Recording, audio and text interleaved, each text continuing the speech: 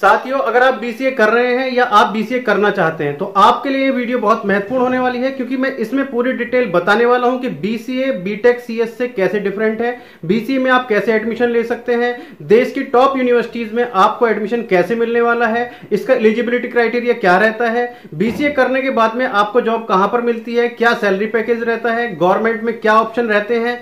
तो इन सब के बारे में मैं आपको डिटेल में बताने वाला हूं और साथ के साथ आपको बताने वाला हूं कि बीसीए का जो सिलेबस है क्या पढ़ाया जाता है, और आपको मैं बताने वाला हूं कि जो बीसीए है पॉलिटेक्निक सीएस से कैसे डिफरेंट है, बीएससी सीएस से कैसे डिफरेंट है। तो सारी नॉलेज मैं आपको देने वाला हूं, तो उसके लिए वीडियो को आप अंत तक देखते रहिएगा। वीडियो शुरू करने से पहले मैं आपसे कहूंगा कि अगर आपने अभी तक इस चैनल को सब्सक्राइब नहीं किया है तो सबसे पहले चैनल को सब्सक्राइब कर दीजिए और बेल आइकन को प्रेस कर दीजिएगा, और हाँ, पहले वीडियो को लाइक भी कर दीजिएगा, आप भूल जाते हैं बाद में।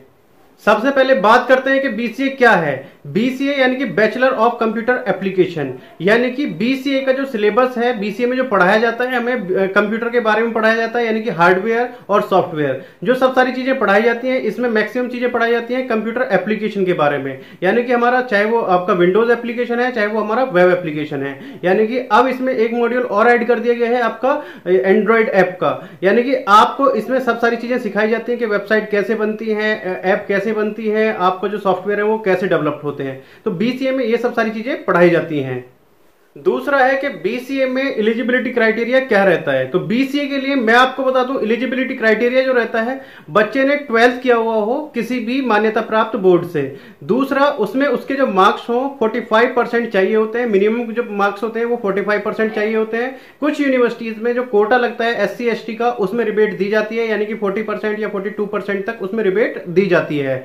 और दूसरा, इसमें एक कंपलसरी होता है कि 10th में मैथ होना कंपलसरी होता है। कुछ यूनिवर्सिटी में कंपलसरी किया हुआ है कि 10th में अगर मैथ है तभी बीसीए कर सकता है, क्योंकि बीसीए में थोड़ा सा मैथ आता है जब हम बीसीए फर्स्ट ईयर में होते हैं, तो मैथ भी इसमें होना जरूरी होता है 10th में, ना कि 12th में। 12th आपने किसी भी स्ट्रीम से कोई हो, चाहे वो आर्ट से हो, कॉमर्स से हो, मैथ से हो, पीसीएम से हो, किसी से भी हो, लेकिन आपका 10th में मैथ होना कंपलसरी होता है। कुछ यूनिवर्सिटीज ऐसा है कि उसमें कंपलसरी नहीं है।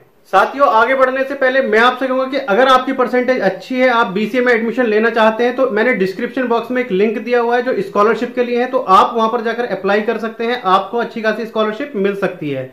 तो आप उसको जरूर फिल कीजिएगा, जो आपको मैंने लिंक दिया हुआ है, उससे आपको अच्छी खासी स्कॉलरशिप मिल सकती है आपके एडमिशन में। नेक्स्ट हम बात करते हैं, मैंने जैसे कि आपसे बताया था कि बीसीए बीटेक कंप्यूटर साइंस से कैसे डिफरेंट है।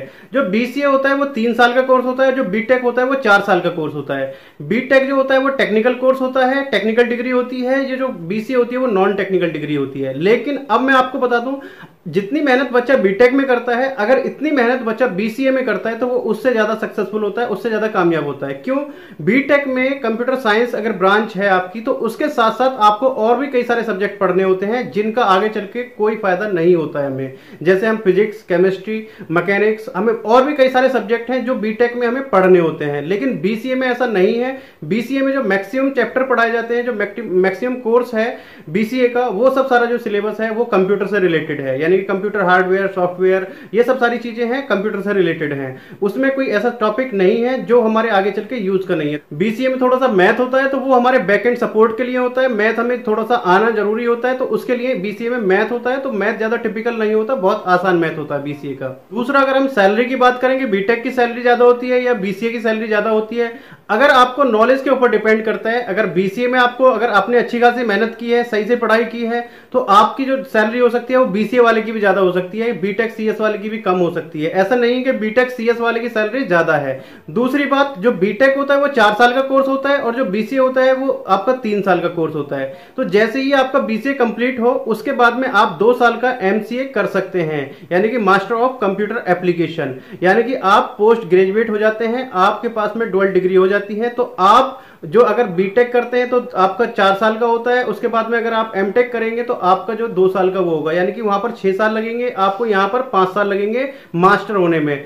अगर आप बीटेक और अगर एमसीए की बात करें तो हमेशा जो प्रेफरेंस दी जाती है वो एमसीए वाले बच्चे को दी जाती है, क्योंकि उसमें सब सारी चीजें, उसने बीसीए से लेके एमसीए तक सब सारी चीजें कंप्यूटर के बारे में पढ़ी हुई होती है। टोटल नॉलेज जो होती है वो कंप्यूटर की होती है। तो हमेशा जो सैलरी ज्यादा होती है वो एमसीए वाले बच्चे की होती है according to the BTech. Next है, अगर आप पॉलिटेक्निक सीएस से करने चाहते हैं तो आप बिल्कुल मत कीजिएगा। मैं हमेशा एडवाइस करता हूं बच्चों को पॉलिटेक्निक सीएस से कभी ना करें। क्यों? उसके बाद में अगर वो पॉलिटेक्निक कंप्लीट करते हैं अपनी सीएस से, तो उसके बाद भी वो डिप्लोमा होल्डर होते हैं। वो अगर कहीं जॉब के लिए अप्लाई करते हैं तो सबसे पहले प्रेफरेंस बीटेक सीएस को, उसके बाद में बीसीए को, उसके बाद तब आपका पॉलिटेक्निक सीएस को दी जाती है प्रेफरेंस। तो पॉलिटेक्निक सीएस के लिए मैं बिल्कुल भी सपोर्ट में नहीं रहता हूं कि पॉलिटेक्निक से बच्चा कभी भी सीएस से ना करे। नेक्स्ट है, अगर आप बीएससी आईटी या बीएससी सीएस से करना चाहते हैं तो वो भी आप कर सकते हैं, लेकिन उसके लिए भी मैं आपको कहूंगा कि अगर आप बीसीए करें तो ज्यादा बेटर रहेगा। क्योंकि अगर कहीं जॉब के लिए आप जा रहे हैं कि एक बच्चा बीसीए का है, एक बच्चा बीएससी सीएस का है और एक बच्चा बीएससी आईटी का है, तो वहां पर जो प्रेफरेंस दी जाएगी वो हमेशा जो दी जाएगी वो दी जाएगी बीसीए वाले बच्चे को। तो वो भी 3 साल का कोर्स है, वो भी आपका ग्रेजुएशन का कोर्स है, वो भी 3 साल की जो डिग्री कोर्स है। तो उससे बेटर ये है कि आप बीसीए करें तो ज्यादा बेटर रहेगा according to the BSc CS और बीएससी आईटी के। नेक्स्ट अगर हम बात करेंगे एडमिशन की कि इसमें एडमिशन कैसे होता है बीसीए में, तो बीसीए के लिए बहुत सारी यूनिवर्सिटी जो है वो मेरिट बेस्ड एडमिशन करती हैं, बहुत सारी यूनिवर्सिटीज एंट्रेंस एग्जाम के बिहाफ पर एडमिशन करती हैं। तो जो एंट्रेंस के बिहाफ पर एडमिशन लेती हैं तो वो अपना एंट्रेंस कराती हैं। जैसे कि मैं बात करूं गुरु गोविंद सिंह इंद्रप्रस्थ यूनिवर्सिटी, जिसको हम आईपी यूनिवर्सिटी बोलते हैं, दिल्ली में है, तो उसका जो है वो अपना मेरिट के बेस पे एडमिशन नहीं लेती है, वो लेती है अपना एंट्रेंस के बिहाफ पर, यानी कि उसमें हमें एंट्रेंस एग्जाम देना होता है। अब एंट्रेंस एग्जाम कब निकलते हैं? वो निकलते हैं उनके जनवरी फरवरी मार्च तक। लेकिन इस बार थोड़ा सा डिले हो गया है क्योंकि इस बार सारा सेशन डिले हो गया है। तो अभी जो बच्चे इंद्रप्रस्थ यूनिवर्सिटी से यानी कि आईपी यूनिवर्सिटी से बीबीए बीसीए करना चाहते हैं, बीसीए अगर आप करना चाहते हैं, स्पेशली बीसीए के लिए वीडियो है, तो आप अभी फॉर्म भर सकते हैं। उसके लिए डेट शीट को बढ़ा दिया गया है, यानी कि उसकी जो डेट थी उसको आगे बढ़ा दिया गया है। अब जो उसकी डेट हो गई है 31 जुलाई तक आप उसको भर सकते हैं एंट्रेंस एग्जाम को। एंट्रेंस एग्जाम देना इसमें कंपलसरी होता है, तब उसके बाद में एडमिशन होता है इंद्रप्रस्थ यूनिवर्सिटी में या उससे जुड़े हुए जो कॉलेज हैं दिल्ली एनसीआर में, तो तभी आपका एडमिशन हो पाएगा। इसमें डायरेक्ट एडमिशन नहीं होता है, मैनेजमेंट की सीट इसमें नहीं होती है। यदि आप इंद्रप्रस्थ यूनिवर्सिटी में अप्लाई करना चाहते हैं एंट्रेंस एग्जाम के लिए, तो उसके लिए भी मैंने डिस्क्रिप्शन बॉक्स में लिंक दिया हुआ है आईपी यूनिवर्सिटी के नाम से, तो उस लिंक पर जाकर आप अपना फॉर्म फिल कर सकते हैं एंट्रेंस एग्जाम के लिए। दूसरा है, काफी सारी यूनिवर्सिटीज हैं जो मेरिट के बेस पे एडमिशन लेती हैं। जैसे कि हम बात करें सीसीएस यूनिवर्सिटी, चौधरी चरण सिंह यूनिवर्सिटी, तो इसमें जो एडमिशन होता है वो मेरिट बेस होता है, इसमें एंट्रेंस एग्जाम नहीं होता है। तो इसमें अगर आपकी रैंक सही आती है तो आपको गवर्नमेंट कॉलेज मिल जाता है, अगर उससे कम होती है तो सेमी गवर्नमेंट, अगर उसके बाद में आप जो है हमारे जो प्राइवेट इंस्टीट्यूशन है उसमें एडमिशन आपको मिल जाता है। तो उसके लिए आपको एंट्रेंस एग्जाम देना नहीं होता है, इसके लिए आपको रजिस्ट्रेशन कराना होता है मेरिट के लिए।